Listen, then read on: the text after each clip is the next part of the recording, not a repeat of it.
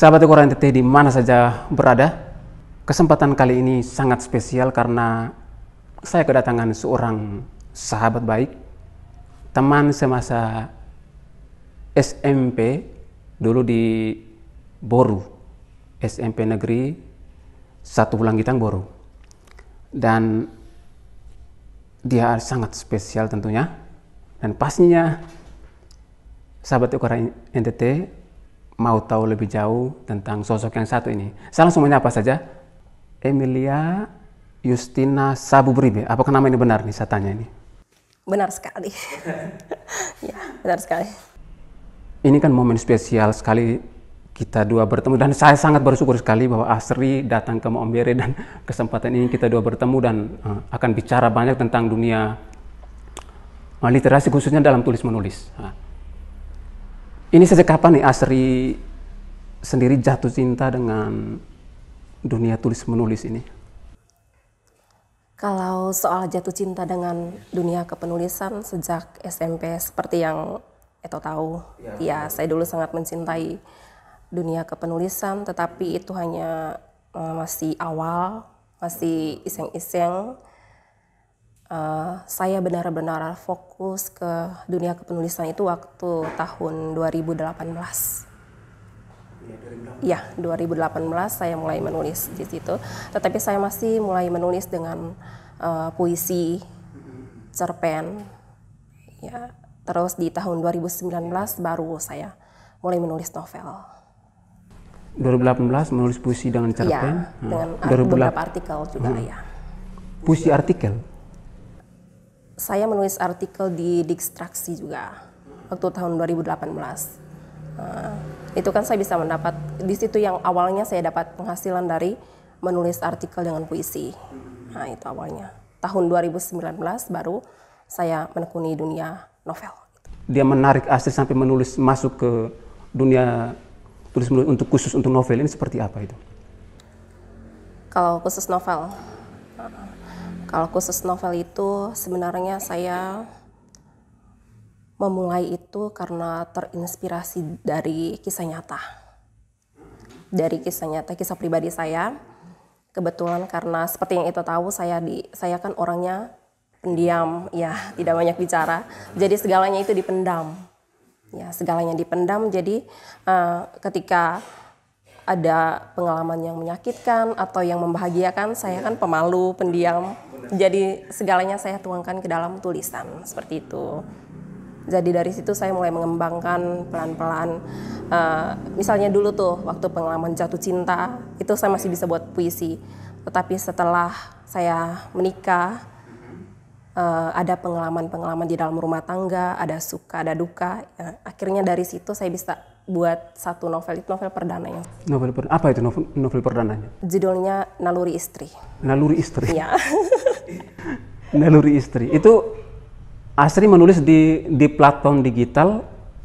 Ya, saya menulis di platform digital dan itu novel perdana saya. Menulisnya di platform digital Indonesia atau luar negeri? Indonesia. Indonesia. Itu pengalaman pertama? Iya, pertama. Kemudian itu gambarannya seperti apa itu?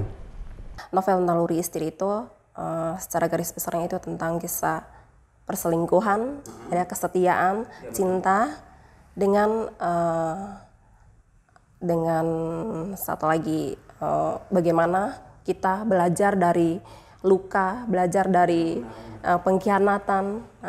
Jadi kita jadikan sesuatu yang benar-benar bukan sebagai sesuatu yang membuat kita lalu down, jatuh, tapi membuat kita bangkit lagi. Dan saya bangga, saya pribadi bangga dari novel itu. Saya mengubah rasa sakit hati saya itu menjadi kebahagiaan, bukan hanya kebahagiaan batin, tapi juga saya bisa mendapatkan penghasilan dari situ. Ya. Paling tidak ada sosok spesial penulis yang pernah menginspirasi Asri?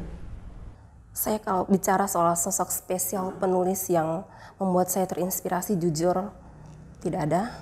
Iya, saya berangkat dari kisah nyata saya. Sebenarnya saya ingin menyuarakan pikiran-pikiran perempuan yang tersakiti, yang tidak dihargai, tetapi tidak bisa berbuat apa-apa, tidak bisa berbicara, hanya memendam. Jadi saya kebetulan saya juga tipenya orang seperti itu. Saya lebih memilih diam, memilih aman. Nah, dari situ saya mulai menyuarakan lewat tulisan-tulisan. Nah, itu dari itu juga berangkat dari pengalaman pribadi di sekitar dengan sesama di sekitar. Kadang saya dulu seperti yang itu tahu, saya dulu juga kan banyak teman yang curhat-curhat ke saya begitu. Nah, dari situ saya ambil dari situ. Jadi saya petik pengalaman dari situ, akhirnya saya menulis. Ya, berangkat dari pengalaman juga. Lebih spesifik lagi saya coba tanya ke bagian platform digital tadi. Dari terjun ke platform digital Indonesia, setelah itu beralih ke mana itu? Pertama kali saya ke PF Digital Novel Tune. Setelah itu saya melihat di situ prospeknya kurang bagus. Iya, Novel Tune. Novel Tune saya merasa kita bekerja keras, tetapi seperti ya kita hasilnya kurang memuaskan begitu. Jadi saya tipe orangnya, saya sangat berambisi kalau saya menginginkan sesuatu. Ya, saya harus mendapatkan. Entah kapan, tapi saya berjuang untuk mendapatkan. Jadi saya pindah ke Novel Me. Saya pindah ke Novel Me, tapi saya menulis banyak juga novel romantis, tetapi penghasilannya kurang memuaskan. Saya sudah berjuang setengah mati.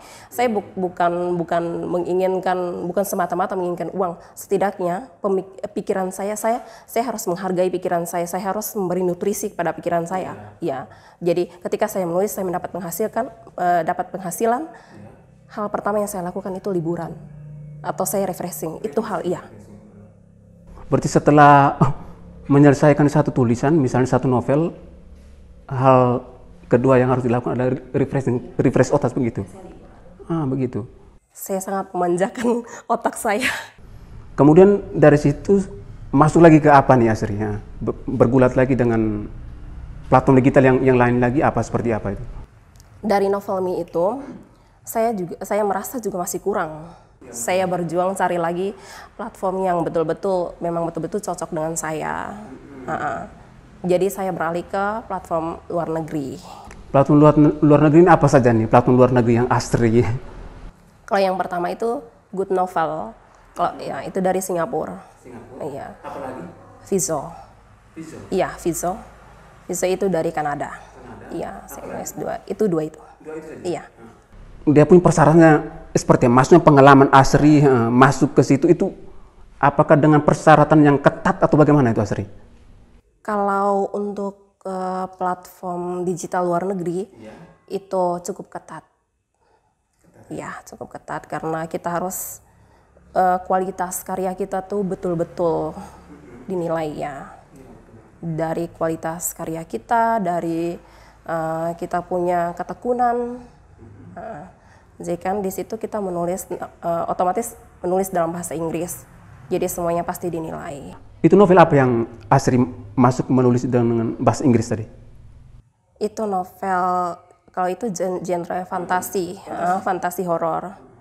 Itu ada Final Warning, dengan ada satu lagi Wolf Beside the Prince, juga satu lagi Deluna. Deluna itu penyihir. Iya. Gambaran sedikitnya seperti apa tuh Asri? Novel yang Asri tulis itu? Kalau untuk Wolf Beside the Prince itu, puji Tuhan sudah tamat novelnya. Iya, sudah tamat dengan jumlah kata itu 250.000 kata.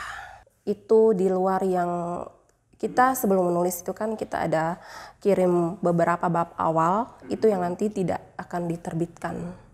Itu hanya ya sebagai untuk penilaian editor. Seperti itu. Jadi nanti kita kalau peraturan di Good Novel, kita menulis di websitenya. Kita menulis di websitenya itu kita tulis dulu sinopsisnya. Sinopsis terus 5 bab awal. Ya, setelah 5 bab awal itu kita ajukan kontrak. Ada kontrak juga nih? Ya, kita di kontrak. Itu kontraknya berapa lama nih kontraknya? 50 tahun. Berapa tahun? 50 tahun. Oh, sangat lama ya, itu. Itu kalau novel di bawah kontrak eksklusif, karena ada 2 jenis kontrak. Yang satu eksklusif, yang kedua itu non eksklusif. Kalau eksklusif itu kita dapat bonus tanda tangan $50, terus bonus bulanan $150 tiap bulan, tetapi ada persyaratan tertentu. Terus bonus tamat tergantung jumlah kata, bisa mencapai $500. Iya, $500 kalau tamat. Itu batas maksimum. Batas maksimum. Iya. Oh, luar biasa sekali Asri. Kemudian novel yang kedua tadi masuk dari apa? Apa tadi yang pertama tadi? Final Warning. Itu masuk yang kedua tadi novel apa itu? Final Warning itu kalau itu yang di Viso di Kanada. Itu karena kebetulan waktu itu novelnya langsung komplit, sudah tamat. Saya menulisnya sampai selesai, baru saya ajukan kontrak. Jadi saya waktu itu lumayan untuk, maksudnya langsung dikasih gaji sekali, tapi untuk pembayaran tapi dinilai dulu kualitas karyanya seperti apa. Kalau bagus, ya istilahnya karena 50 tahun ini saya anggap saja sudah dibeli platform itu. Tapi kalau di Viso, novel bahasa Inggris itu tidak bisa dibaca di wilayah kita Indonesia. Ya, hanya bisa dibaca di wilayah luar. Itu diakses di negara apa saja tuh kalau yang dari Viso tadi itu? Kalau Viso itu khusus novel berbahasa Inggris hanya bisa diakses di negara luar itu selain Malaysia, Indonesia dengan India tidak bisa dibaca. Kecuali negara lain. Kecuali negara lain. Saya mau gali lebih jauh soal bagaimana Asri mengatur waktu di satu sisi sebagai ibu rumah tangga kan. Bagaimana mengatur waktu untuk menulis selama ini sampai menghasilkan novel-novel terbaik Asri, seperti apa itu? Soal waktu, pekerjaan pokok saya kan sebagai ibu rumah tangga. Kalau menulis itu saya anggap sampingan. Kalau soal waktu, mudah saja, mendisiplinkan diri itu yang penting. Jadi kalau soal waktu saya intinya yang pertama kita harus membangun komunikasi dengan orang-orang sekitar, keluarga.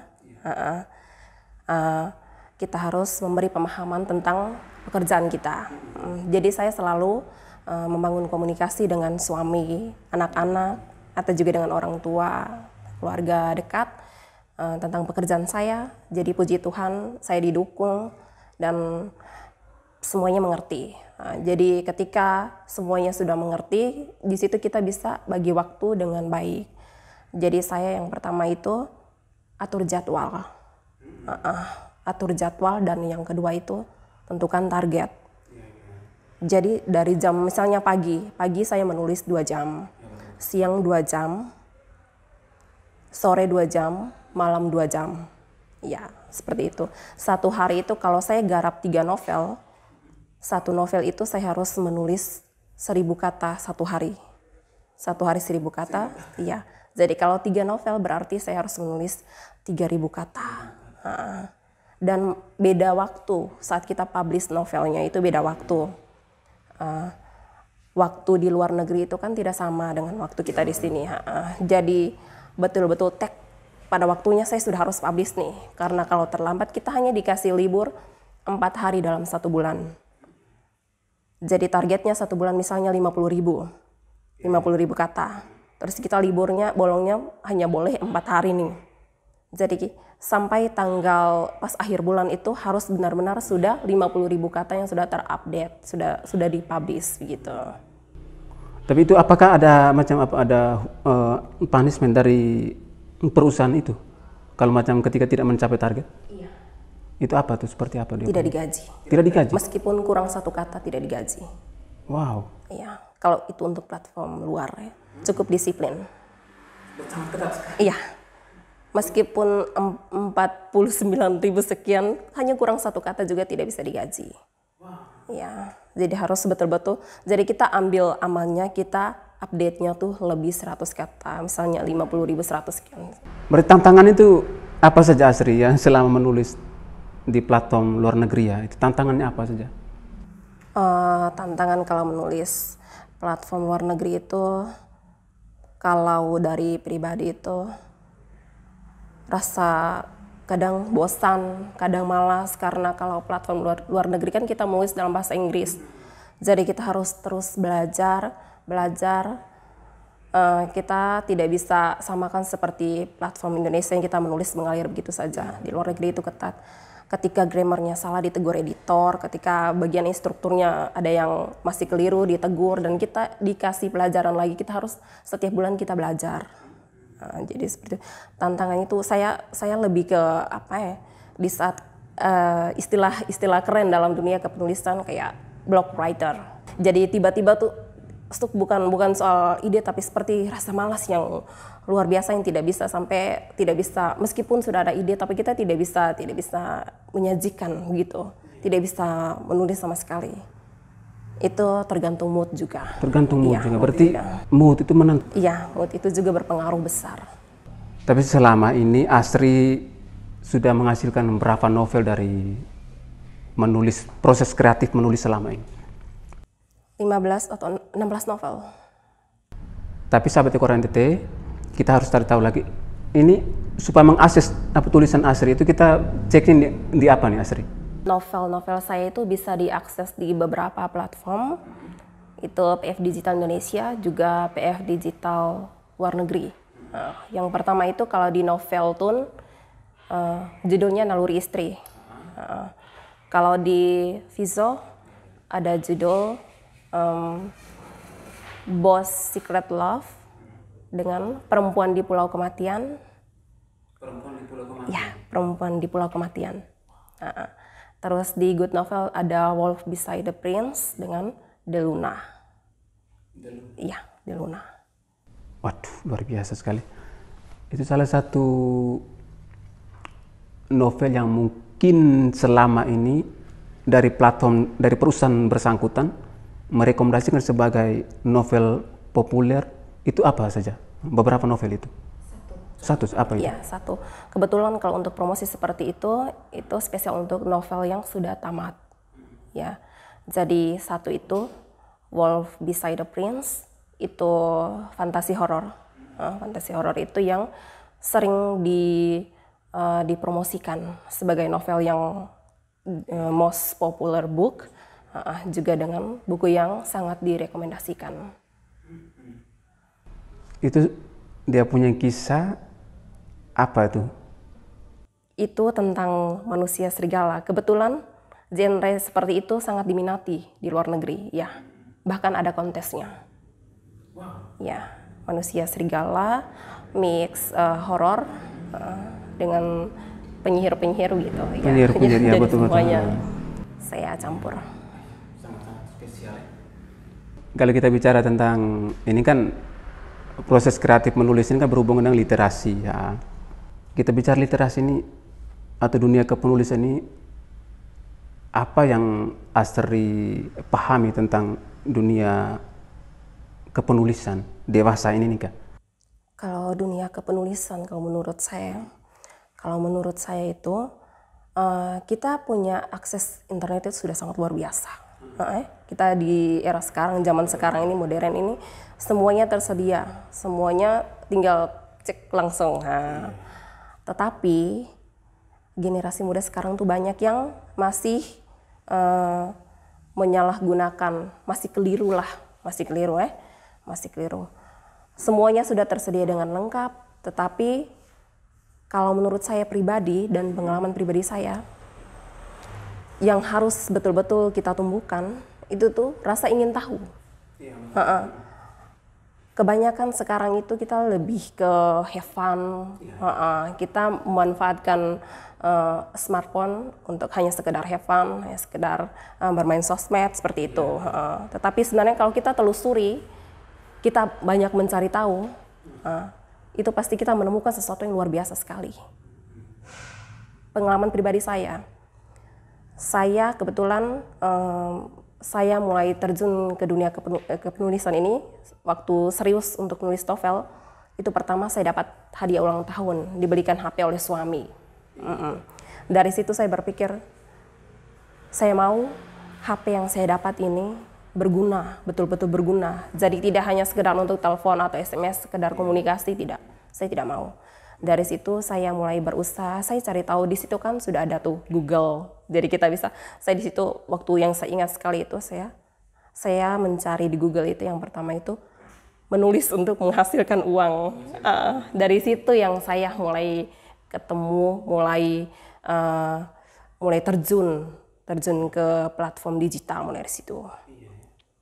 Dari situ jadi dunia kepenulisan itu sebenarnya luar biasa sekali ya. Kalau kita mau, kalau kita ingin tahu, punya rasa ingin tahu yang sangat besar, itu saya rasa kita semua, siapa yang tidak bisa bercerita, kita semua bisa bercerita. Hanya tidak semua kita itu bisa menyajikan cerita kita itu dalam bentuk tulisan ya. Tapi sebetulnya kalau macam kita bicara banyak persoalan anak muda yang hanya menggunakan smartphone untuk kepentingan akses Facebook, akses YouTube, tapi tidak ada manfaatnya itu kan, itu seperti apa? Asri mau bicara apa soal itu? Untuk adik-adik yang generasi muda sekarang ini sudah punya smartphone, itu sangat luar biasa. Punya koneksi internet ya, itu sudah sangat luar biasa. Manfaatkan itu. Kalau kita manfaatkan, intinya yang pertama itu kita harus betul-betul, yang tadi saya bilang itu, mendisiplinkan diri. Itu poin utama. Ya, mendisiplinkan diri itu, kalau soal itu, kita harus betul-betul menekan diri, atau menahan diri, untuk kita mengabaikan dulu kesenangan-kesenangan itu. Ini juga termasuk pola pikir ya, pola pikir adik-adik generasi sekarang ini. Iya, benar. Nah, sekarang mereka mungkin berpikir bahwa ini Evan, kita senang-senang dulu kan, karena mereka belum punya banyak pengalaman, belum melalui hal-hal yang sulit begitu, melalui kesusahan atau kesulitan. Nah, seperti saya Evan dulu tuh dengan gaji saya yang dulu. Pas abis begini bingung, sekarang mau buat apa nih? Bingung, menyesal. Coba dulu saya menabung, begitu, seperti itu. Nah, ini smartphone ini sangat luar biasa kita gunakan. Kita bisa akses apa saja yang kita mau. Intinya itu, rasa ingin tahu yang besar. Juga kita jangan malas. Poin penting itu, mendisiplinkan diri. Sebelum kita mendisiplinkan orang lain, kita harus betul-betul mendisiplinkan diri. Kita harus keras kepada diri kita. Kalau kita punya mimpi yang betul-betul kita mau capai, kita harus keras kepada diri kita. Tapi kalau macam kita bicara tentang persoalan literasi ini kan banyak yang Asri tahu sejauh pengalaman Asri. Literasi anak muda kita dewasa ini berhubungan dengan dunia digital yang semakin maju ini, itu seperti apa sih? Kalau yang saya lihat sekarang, literasi di era sekarang ini, di adik-adik generasi yang sekarang ini, dia goyah ya. Goyah. Itu karena faktor, menurut saya, faktor utamanya itu pola pikir, ya, pola pikir dengan kemauan. Itu saja faktor utamanya. Karena meskipun kita didukung oleh orang tua atau orang di sekitar kita, mereka mendukung kita, kasih dukungan penuh. Tetapi kalau kita sendiri tidak bisa mengubah pola pikir kita, sama saja. Bagaimana mungkin orang lain mengubah kita kalau kita tidak bisa mengubah kita punya diri sendiri. Seperti itu. Jadi pertama harus kita ubah kita punya diri sendiri. Ya. Ubah pola pikir. Ya, kita harus berpikir seperti tadi saya bilang, sekarang ini, zaman sekarang ini menjanjikan hal-hal yang luar biasa ya. Lebih banyak kesenangan, lebih banyak santai, lebih banyak kesenangan. Iya. Kemudian ini Asri, bagaimana nih Asri punya pesan untuk generasi muda sekarang nih ya, tentang dunia tulis menulis nih, apa yang Asri mau sampaikan kepada generasi muda dewasa ini nih, seperti apa? Silakan Asri. Baik, untuk adik-adik generasi muda, kalau dari saya, yang pertama kita harus berani. Yang kedua, disiplin tetap menjadi hal yang penting. Ya, disiplin tetap menjadi hal yang penting. Kalau kita punya bakat menulis, jangan disembunyikan. Ya, jadi kita menulis saja, apapun itu, jangan khawatir saya tidak bisa atau saya malu, saya takut tulisan saya tidak bagus. Kita semua belajar dari hal yang kecil ke hal yang luar biasa. Kita belajar dari kesalahan untuk menjadi lebih baik. Itu yang saya alami. Jadi kita harus memanfaatkan apapun itu. Jadi kita harus menghargai pemikiran kita, kalau menurut saya. Jadi saya ketika punya ide apapun itu, saya harus tulis meskipun eksekusinya nanti, tapi saya harus tulis. Iya, karena kita tidak tahu ke depannya nanti kita seperti apa. Dunia kepenulisan ini sangat luar biasa. Bagi saya itu dunia kepenulisan ini kayak kan Asri bilang ajaib tuh, bagian dari jiwa saya, separuh jiwa. Ya, separuh jiwa. Karena saya seperti yang saya bilang bahwa rasa sakit itu saya bisa mengubahnya menjadi hal yang luar biasa. Selain menjadi kebahagiaan tersendiri, juga bisa menghasilkan uang. Ya, begitu. Jadi ketika saya betul-betul mengelola rasa sakit itu dengan luar biasa dan menjadikannya tuh hal yang positif. Ya. Jadi hal negatif, misalnya rasa cemburu, rasa curiga, sakit hati, pengkhianatan segala macam, saya stop dulu nih. Tidak mau berpikir bahwa itu akan membuat saya down, akan membuat saya terpuruk, tidak mau nih. Jadi saya betul-betul mengelola semua perasaan itu. Saya betul-betul tidak mau berpikir bahwa itu suatu hal yang nanti membuat saya jadi tidak bersemangat. Jadi saya berusaha bagaimana supaya pengalaman buruk itu memberikan dampak yang positif. Jadi bukan dampak yang negatif. Ya, jadi saya intinya itu, dari diri kita itu kita harus betul-betul punya kemampuan, keingintahuan, kemampuan, juga kemauan yang besar. Jadi saya betul-betul mengelola itu dengan luar biasa. Jadi ya seperti mengubah rasa sakit menjadi pundi-pundi rupiah, seperti itu. Ya. Baik sahabat Korante, ini special time dan semoga ini menjadi pelajaran untuk kita bersama. Untuk para penulis pemula, semoga belajar dari sosok inspiratif Emilia Justina Sabu Beribe atau yang disapa Asri, dan jadikan dunia Anda, dunia digital Anda seperti apa yang kalian mau. Sekali lagi terima kasih banyak sahabat baik saya semasa SMA Asri. Terima kasih banyak karena kamu sudah hadir bersama kami dalam talk show kali ini.